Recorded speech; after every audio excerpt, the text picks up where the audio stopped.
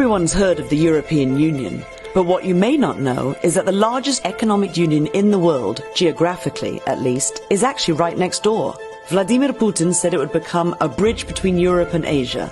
Hillary Clinton called it an effort to re-Sovietize the region. So what exactly is the Eurasian Economic Union? Because of the previous video, this is why we want to elaborate more on Eurasian Union. The Eurasian Union EAU is a large-scale regional integration initiative aimed at encouraging political, economic, and cultural cooperation among its member states. The Eurasian Union EAU has emerged as a key player in the Eurasian region, fueled by the success of the European Union EU, and inspired by its partners' shared political, cultural, historical, and economic ties. By analyzing relevant scholarly literature and official sources, the study aims to clarify the nature and potential of this union. The collapse of the Soviet Union in 1991 is where the Eurasian Union got its start. As a result of the fall of the USSR, several new sovereign states has emerged in the Eurasian continent, each of which is dealing with issues related to regional cooperation, security, and economic change. The concept of a Eurasian integration project gained popularity in the 1990s as it became clear that these problems required a collaborative strategy to solve them. The idea of a Eurasian Union was initially put forth in 1994 by Nursultan Nazarbayev, the first president of Kazakhstan, who was one of the primary actors promoting this project. The development of common market, trade liberalization, and economic cooperation were the main topics of the earliest debates. The Eurasian Economic Community was established in 2000 as a first step towards greater integration. However, the Treaty on the Eurasian Economic Union, EEU, which was signed by Armenia, Belarus, Kazakhstan, Kyrgyzstan, and Russia in 2015 marked the official founding of the Eurasian Union. Economic integration, policy harmonization, and fostering interregional collaboration are the main goals of the Eurasian Union. By enabling unrestricted trade in products, services, capital, and labor among its members, the Union hopes to establish a single market. This integration is anticipated to promote economic efficiency, enable sharing of resources and technologies, and boost trade and investment flows. The Eurasian Union also aims to harmonize laws and standards in a number of industries, including telecommunication, energy, transport, and agriculture. By lowering trade obstacles and expanding market access, this alignment attempts to increase competition inside the Union and foster collaboration outside the parties. The EAU also emphasizes the importance of regional security and stability. The Union works to handle shared security concerns and maintain peace in the Eurasian region through collective security structures, cooperative military exercises, and intelligence sharing. The Eurasian Union has advanced significantly in various areas since its founding. The establishment of a unified customs territory, which has facilitated trade between member states and expedited customs procedures, is one of the most important accomplishments. A standardized system for product certification and labeling has also been put into place by the EAU, helping to safeguard consumers and integrate the market. Additionally, the Eurasian Union has actively pursued an agenda of international economic cooperation. It has forged economic relations and increased market respect for member states by signing preferential trade agreements with nations like Vietnam, Iran, and Serbia. However, it is critical to recognize the difficulties and critiques the Eurasian Union has experienced. Concerns have been expressed about Russia's domination within the Union, as well as the potential of loss of member states' sovereignty. Regulatory imbalance, conflicting national interests, and the need for institutional reform have all presented challenges to the integration process. Today, I would like to highlight the key countries involved in the Eurasian Economic Union, or EAU. First and foremost, Russia stands as a crucial participant in the EAU due to its size, geopolitical influence, and economic might.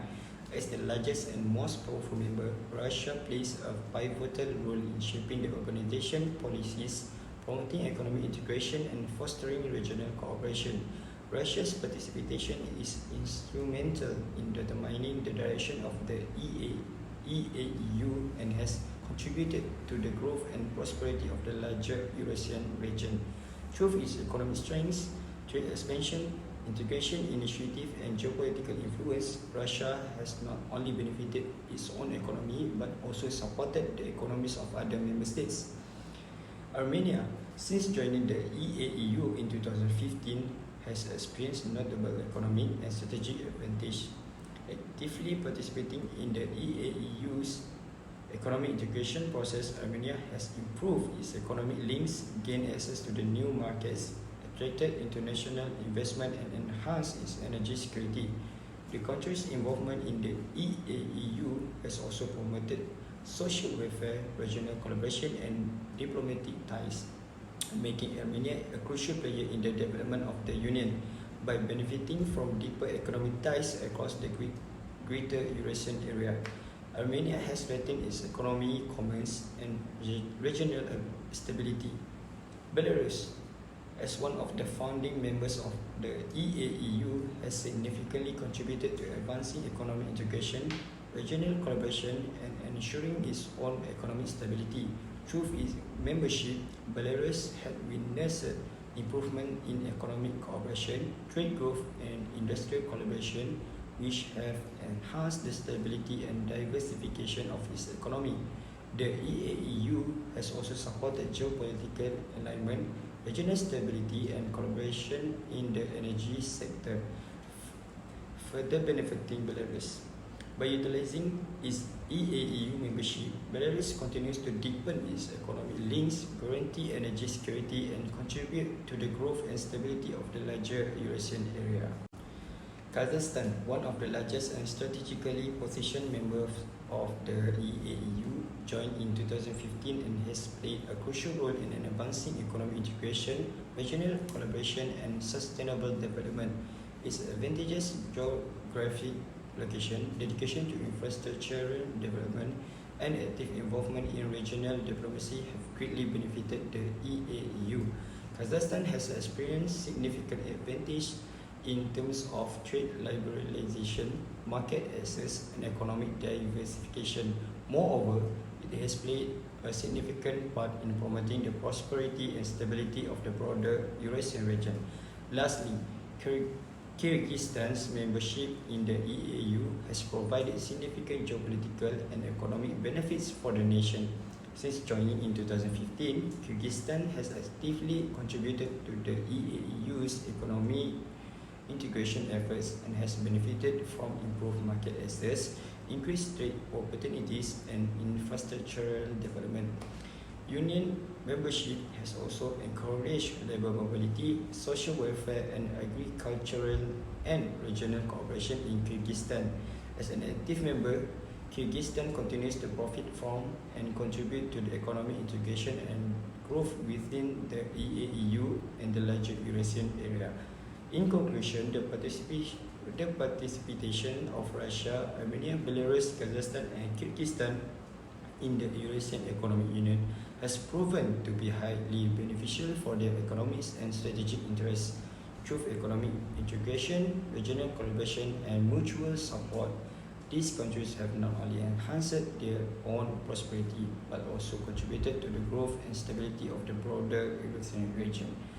Assalamualaikum warahmatullahi wabarakatuh. My name is Muhammad Zikri bin Al-Zawi and I will be presenting about the issue of the Eurasian Economic Union. The first issue is the elimination of exemptions in the single market for goods and services. The elimination of exemptions in the single market is critical to the modernization and the cooperation of the EAU economies. For example, the parties have agreed to create, as of January 1, 2016, a common market for pharmaceutical and medicines. However, due to the regulatory complexities and difficulties associated with unifying the procedures governing pharmaceutical operations through the entire EAU, The corresponding decisions has been delayed by 1 year. There has been some progress in eliminating the exemptions stipulated by the EAU Treaty to establish a single power market. The option is a common spot market combined with cross-border power exchange mechanisms, which could be codenamed by Nord Pool miners, referring to the Scandinavian Common Electric Power Market. The efforts related to the finalizations of the custom code and the creation of common pharmaceutical power, oil, gas markets, and a single financial regulator represents components of the same process. In practical terms, that process is rather convoluted and controversial. It is only logical to assume that the final solutions will be the product of mutual concessions. Second issue is the elimination and unification of non-tariff barriers. One of the most important matters on the EAU agenda in the immediate future is the gradual unification and elimination of non-tariff barriers or NTBs in mutual trade in goods and services.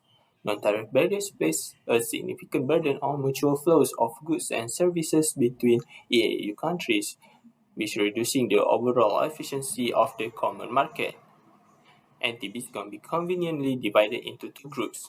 The first group includes non-tariff barriers as sanitary and psychosanitary measures, technical barriers to trade, and quantitative control measures, while the second group comprises price control measures and measures that affect competition. The barriers in the second group are often described as sand in the wheels, as they hinder the movement of goods, and in theory, it can be completely eliminated.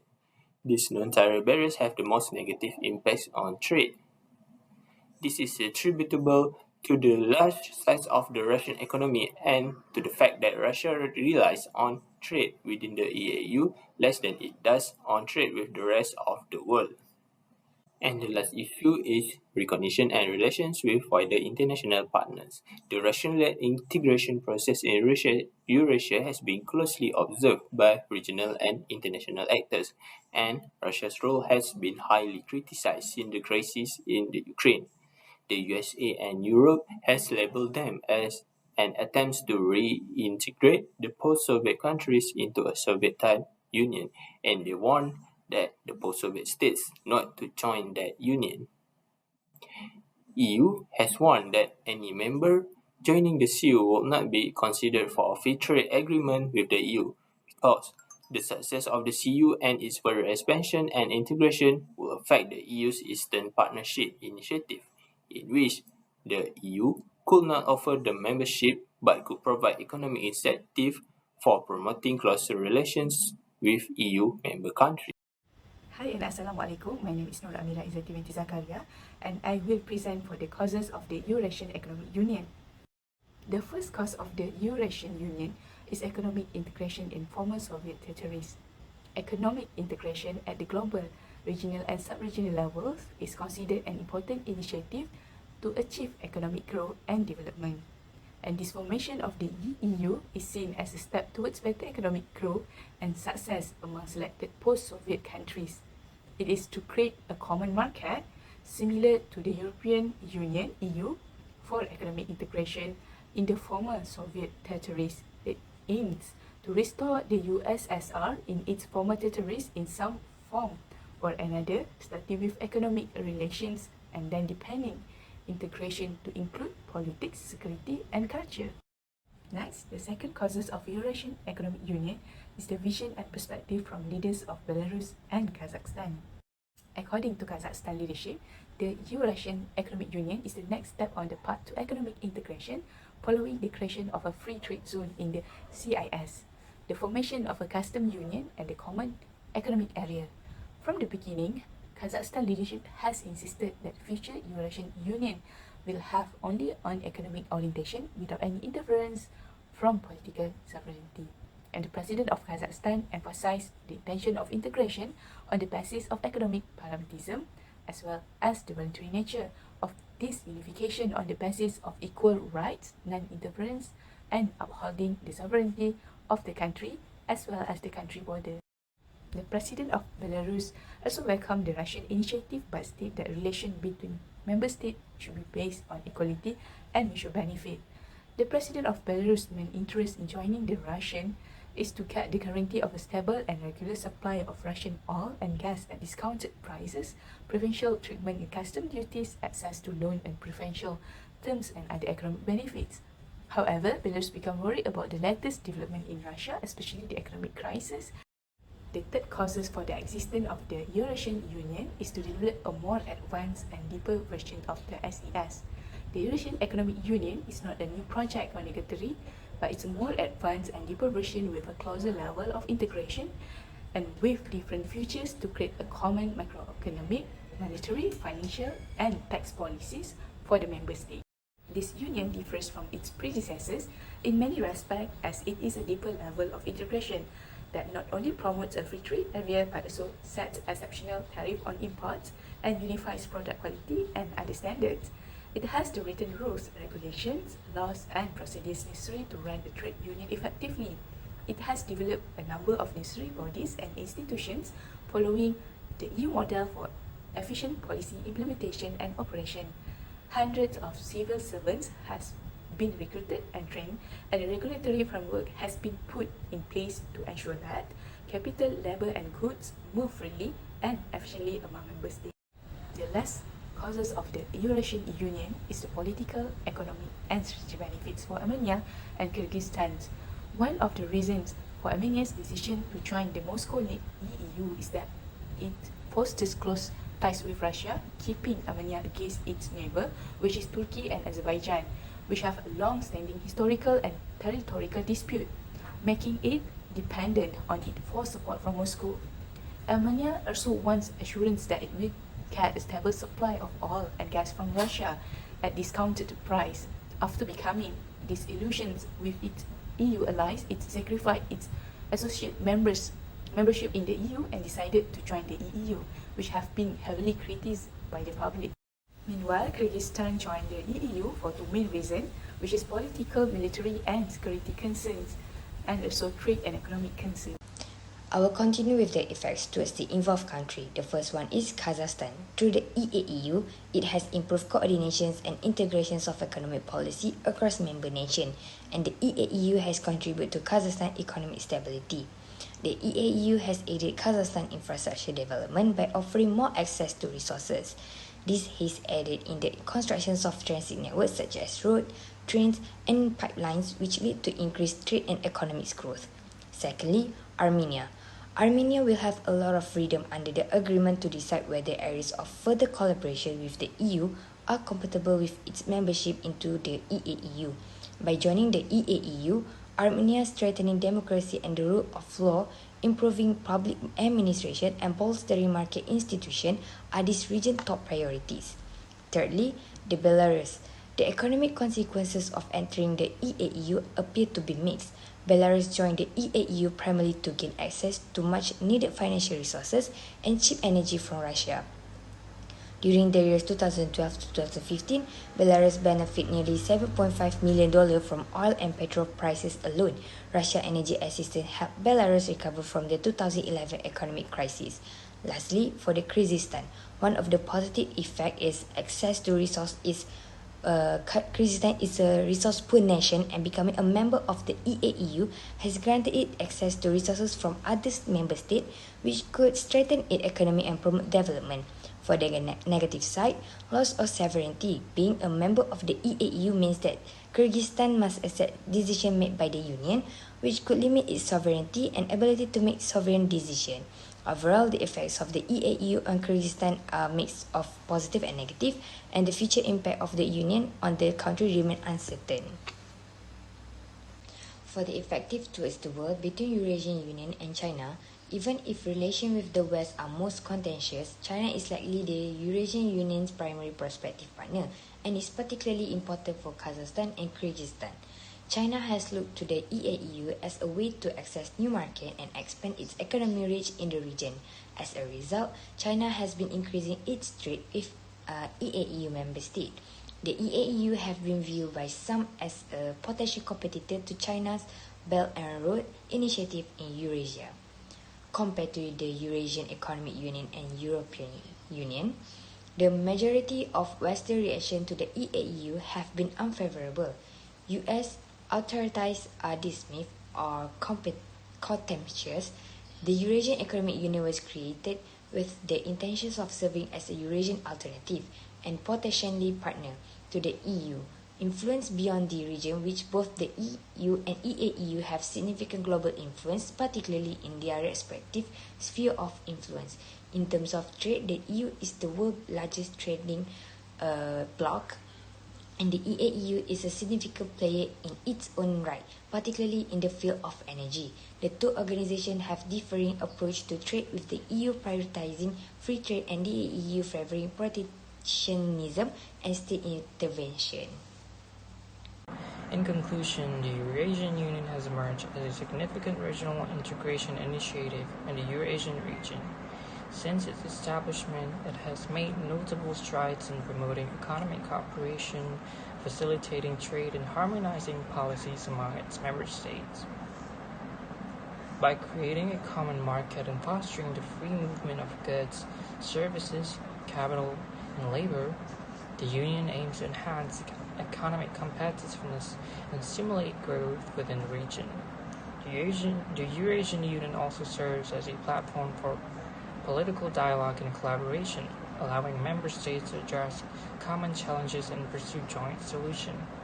It has fostered closer ties among its member countries, promoting cultural exchanges and social integration. While the Eurasian Union has achieved certain milestones, it still faces obstacles and complexities in its path towards deeper integration. Differences in economic structures, regulatory frameworks, and political priorities among member states can present challenges to harmonization efforts. Additionally, external factors such as geopolitical dynamics and global economic fluctuations can influence the Union's progress. Nonetheless, the Eurasian Union remains committed to its objectives and continues to work towards strengthening regional cooperation. It seeks to expand its partnerships, engage with other countries and international organizations, and explore avenues for further integration in various sectors.